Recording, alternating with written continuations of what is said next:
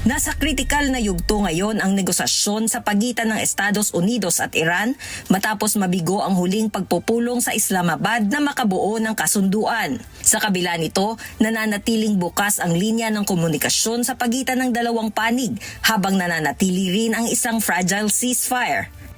Ayon sa United States, nasa panig na ng Iran ang desisyon matapos ibigay ng Washington ang anilay final and best offer ng Amerika.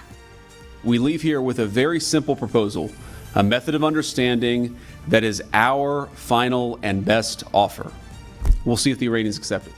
Pinangunahan ni US Vice President J.D. Vance ang negosasyon na umalis ng walang kasunduan ngunit nag-iwan ng proposal para sa posibleng pagkakaunawaan.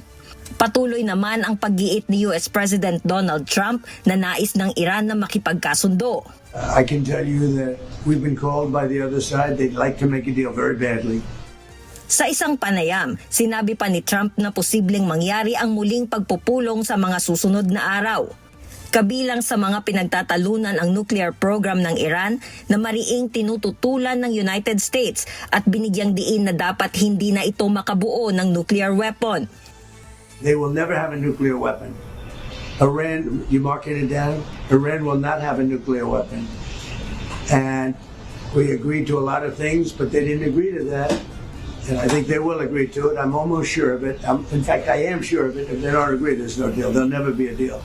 Iniulat na hiniling ng US ang 20 taong paghinto ng uranium enrichment ng Tehran, habang 5 taon naman ang panukala ng Iran na hindi tinanggap ng kabilang panig. Sa kabila nito, hindi rin isinara ng Iran ang pinto sa negosasyon at handa pa rin umanong makipag-usap sa balangkas ng international law.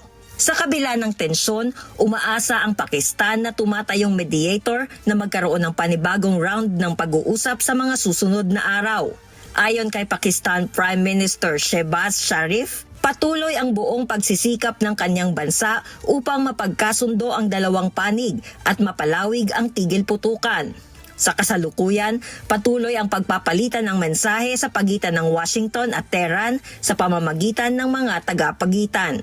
Jihan Tamasunas, humahataw sa balita ngayon.